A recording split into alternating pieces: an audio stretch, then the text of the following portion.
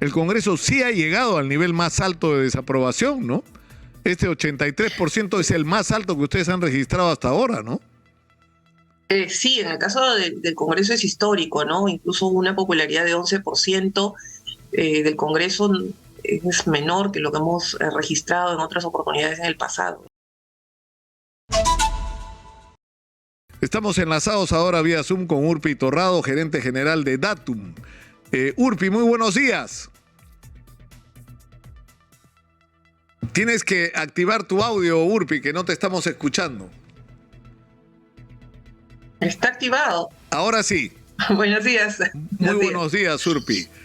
Yo me imagino que cada vez que se anuncia que va a salir una encuesta, los políticos deben entrar en trompo, ¿no? Porque los números son horribles, Urpi. ¿Tú recuerdas antecedentes así, donde el presidente y el Congreso hayan tenido simultáneamente esos niveles de desaprobación? No, vivimos una coyuntura mucho más complicada que en años anteriores, ¿no? Y nosotros ya como empresa de investigación medimos la popularidad del presidente y de las principales instituciones hace 40 años. Y efectivamente los números en este caso son bastante negativos, y ya no solamente la popularidad del presidente y del Congreso, que ya creo que no es novedad, ¿no? Sino ahora incluso la novedad es respecto al mensaje a la nación de 28 de julio, donde también la evaluación ha sido y es bastante negativa desde el punto de vista de la población. De decepción, ¿no? Pero vayamos por partes, ¿no? Lo de la aprobación del presidente ya parece ser una constante, ¿no es cierto? O sea, el presidente está desde marzo, por lo que veo, en 67% de desaprobación, y esta ha seguido más o menos una constante hasta llegar a 76%, que es la más alta, ¿no? Comparable solo a la que tuvo en abril. Exactamente, claro, si comparamos con respecto al mes pasado, uno podría decir, bueno, pero la diferencia está dentro del margen de error, y entonces no debemos ver solamente la data con respecto al mes pasado, sino hay que ver la tendencia, y la tendencia es una tendencia a la baja que, a pesar de los esfuerzos y de cambios que ha ido haciendo el presidente o de anuncios que ha hecho, no ha logrado revertir esta tendencia a la baja en la popularidad, y que, como bien señalas, la desaprobación ha crecido de 67 a 76 desde marzo a la fecha. Ahora, en Lima está claro que, y esto viene desde del resultado electoral, ¿no? O sea, en Lima Pedro Castillo no es precisamente el personaje más popular y querido, ¿no es cierto? Su índice de aprobación es prácticamente el del Congreso, ¿no? Casi el del Congreso, 81%. Pero lo que me llama la atención es la situación en el sur del país, que era de alguna manera el bastión del presidente, no era donde mejor estaba, pero ahora su nivel de desaprobación ya está en el 65%. Efectivamente, en el sur y en el centro, que fueron los dos bastiones que de alguna manera llevaron a Pedro Castillo a la presidencia, son dos regiones que han ido cambiando progresivamente en estos meses. O sea, este no es el primer mes donde la desaprobación es mayor, pero ha habido un proceso, ¿no? Es más, en el caso del centro, por ejemplo, la desaprobación es del 79%, que quiere decir que está por encima del promedio nacional. Y en el caso del sur también se llega a una desaprobación del 65%. Son regiones que ya lo que queda ahí de aprobación es prácticamente el núcleo duro, es gente que, digamos, espera que de alguna manera continúe o termine su mandato el presidente, pero sin mayor expectativa, ¿no? Incluso cuando lo cruzamos con otras preguntas, vemos que si bien nos dan la aprobación en la popularidad, igual asocian al presidente con temas de corrupción, igual hacen una evaluación negativa de la gestión en los distintos campos. Bueno, hay una segunda parte de la encuesta que sale mañana donde ya hemos evaluado en el campo económico, en inversión privada, en fin, una serie de temas. Igual te puedo adelantar pues que la evaluación es negativa y mucho más negativa. Porque resulta, hay un hecho que es sorprendente, ¿no? Que la gente puede ser tolerante con el tema de la corrupción si tienes cierta percepción de eficiencia. Así esta percepción se equivoca con la realidad, ¿no? Digamos, pero por ejemplo, en el caso de Vizcarra, lo que era notable era que en medio de acusaciones de corrupción tenían niveles de popularidad sorprendentes, ¿no es cierto?, para el nivel de, ¿no? Y en comparación con el Congreso, cosa que no, o sea, esto es lo increíble. Ahora, es decir, se juntan las dos desaprobaciones, porque en lo del Congreso también es una, el Congreso sí ha llegado al nivel más alto de desaprobación, ¿no? Este 83% es el más alto que ustedes han registrado hasta ahora, ¿no? Sí, en el caso del Congreso es histórico, ¿no? Incluso una popularidad de 11% del Congreso es menor que lo que hemos registrado en otras oportunidades en el pasado. Digamos, el desprestigio de la institución, digamos, sigue empeorando, ¿no? Ahí vemos que hay una tendencia que igual, no para.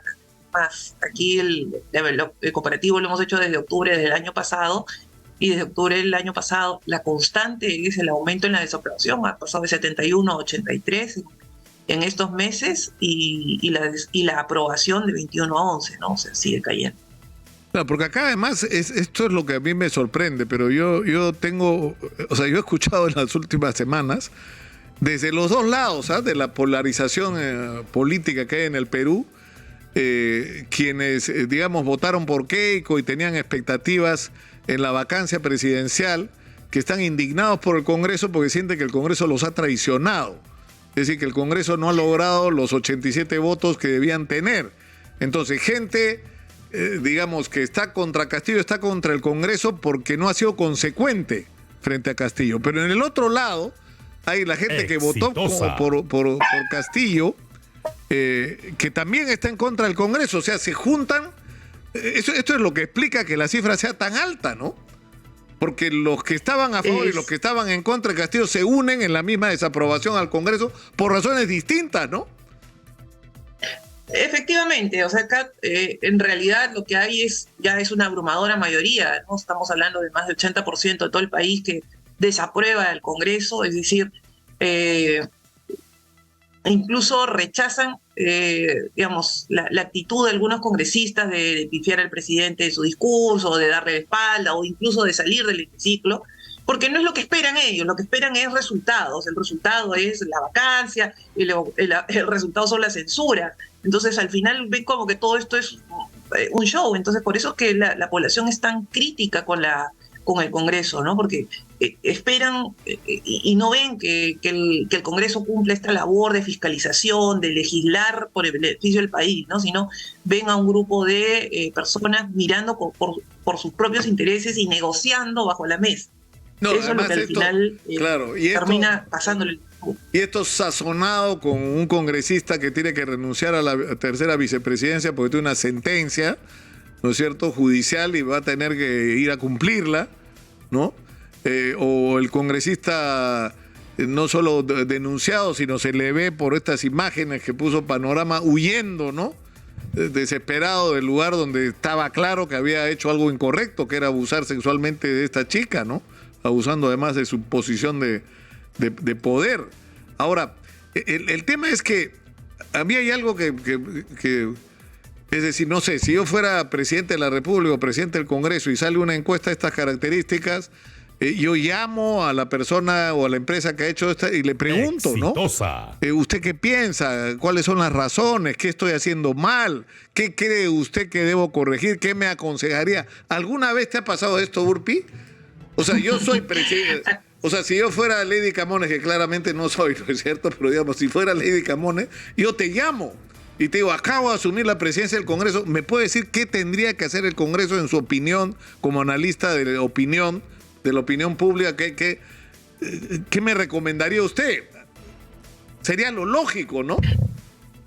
Pero no pasa. Sí, ahora, más allá de llamarnos o no llamarnos, si hay un tema de que el Congreso necesitaría una asesoría que va incluso más allá del trabajo que nosotros hacemos como encuestadores, ¿no? Pero no es solamente un tema de asesoría, el tema es que son 130 y que, digamos, la mala acción de uno puede inclusive y le rebota a otros como institución. Entonces, claro, es un trabajo mucho más importante que solamente un trabajo de comunicación e imagen, ¿no? El trabajo que hay que hacer por todos los congresistas. Tengo una última pregunta. yo no sé si me equivoco, pero creo que ya entramos en la campaña electoral, ¿ah? Ya la discusión en el Perú hoy es quién va a ser el próximo presidente. Entonces yo he entrevistado a Francisco Sagasti, que claramente va a ser candidato a la presidencia, y que plantea un híbrido, ¿no? Con esta cosa de adelantar las elecciones, o en realidad lo que él propone es reducir el mandato, y por lo tanto que quienes eligen el próximo año tendrían un mandato de 3 años. He entrevistado a Martín Vizcarra, que obviamente pretende ser candidato a la presidencia. El problema es que depende, como dependió Petro, de que la Corte Interamericana lo rehabilite. Eso no ha ocurrido hasta hoy y a veces la Corte se toma su tiempo. No sé si pasará lo mismo con Martín Vizcarra. Pero ayer entrevisté a Roberto Quiabra, que se ha lanzado ya abiertamente como candidato a la presidencia. Y ha anunciado que está formando un nuevo partido porque dice que los que hay no sirven.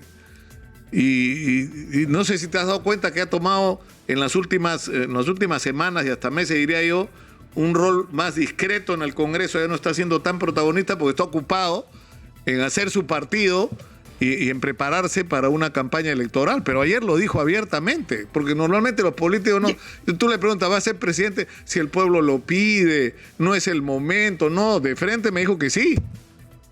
Me dijo que sí. Ya lo había dicho antes, e incluso de repente ayer lo ha dicho con más énfasis porque, digamos, se ve más cercano, claro. o digamos, ha acelerado el ritmo, pero ya Quiabra era una de las personas que ya estaba en el bolo de hace un rato.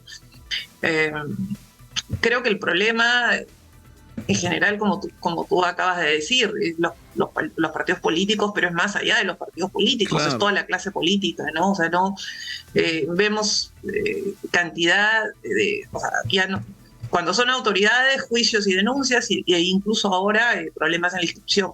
Y el problema de que se estén creando nuevos partidos es que lo estamos viendo ahora con las elecciones municipales, es que la gente no conoce los partidos, las marcas nuevas toman un tiempo también en posicionarse, en ver qué cuadros hay, quiénes están, porque ya la población entiende que no es solamente el candidato, sino quién lo acompaña, o sea, quién es todo el grupo humano que está atrás, porque claro, una vez que un candidato gana, luego hay que nombrar ministros, hay que, digamos, nombrar claro. Una serie de cargos, y si digamos, entonces quiénes están atrás, quiénes acompañan, quién es el equipo, para saber que efectivamente no va a robar, que es la gran preocupación que tienen los peruanos. Urpi, te agradezco muchísimo, has sido muy gentil. Un abrazo, muy buenos días. Urpi Torrado, gerente general de Datum, ha estado con nosotros.